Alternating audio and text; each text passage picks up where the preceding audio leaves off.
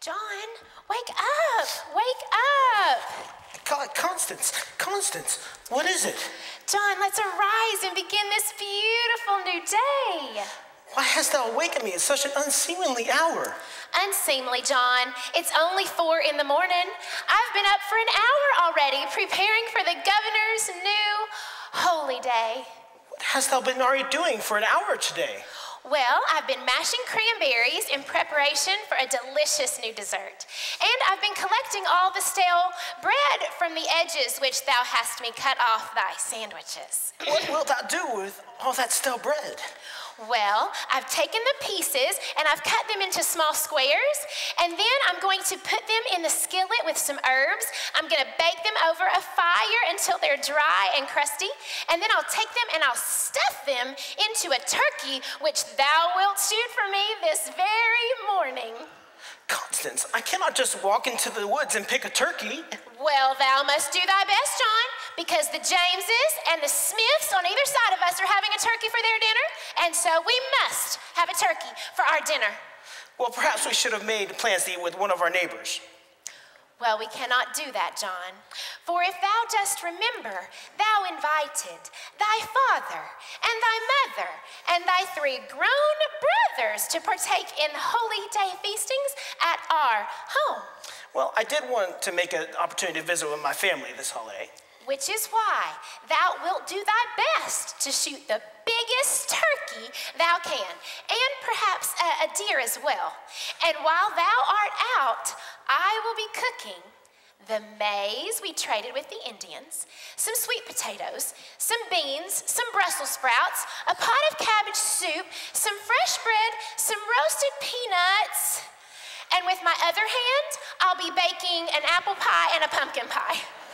Well, Constance, my fear is it seems you will be cooking all the blessed day. Well, what would thou have me do, John? Well, some of the menfolk were talking about a bit of a competition with the natives. Competition? Of what sort? Well, the natives, they fashion this ball of some sort. It's not like the ball we used to kick around as kids. It's more of a sad sort of thing, really, made of pig flesh, sewn together, pointy if you might ask me, and they run and whoop and holler and throw the thing around. Some of our patriots have taken up to learning the game, and I believe they play this group that calls themselves the Redskins. I was hoping we could watch the competition together.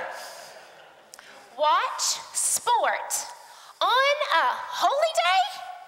Thou meanest to tell me that thou, John Stander, intend to become John the Sitter and watch sport on a holy day? Mommy! Not now, dearie. Your father and I are having a discussion. I just don't understand why you can't go with me and the rest of the family to watch the competition. It promises to be exciting. How do thou think the food will prepare itself? Will it just cook itself? The sooner thou go get me a turkey and perhaps a venison as well, the sooner I can finish the holy day meal. Well, if thou do not want to watch the sport with me, what will thou do with the day? Well, I was hoping that if I finished the preparations early enough, I might be able to watch what the Macy family and some of their relatives are planning to do. And what is that? Well, you know Mr. Macy, he's a carpenter, and he's built 2 or 3 beautiful new wagons. And his wife and daughters, they've decorated the wagons over the past several weeks. And so around noon, they intend to drive the wagons down the center of the village for all the people to admire. Constance, this is sheer idolatry. Decorating a wagon, driving it haughtily down the center of our God-fearing village as if it were an idol to be worshipped? John, speak not ill of thy neighbor in rash judgment. They have said that they have decorated all of the wagons with a verse or 2 from the Holy Book. And they have hinted that we might see the story of baby Jesus. And then also, one might give us a glimpse of wee David fighting Goliath. It will be wonderful. Such a great way to honor God. Mark my words, Constance, it smells of entertainment and frivolity. If they keep this up, it'll be all horses, ribbons, and no mention of God at all. Well, it certainly shows more initiative than watching sport on a holy day. Constance! or acting like thy brothers did at the last holiday feasting, where they ate themselves so sick they had to be carried out of the town hall. Constance, thou hast set aside money? What, pray tell, is it for?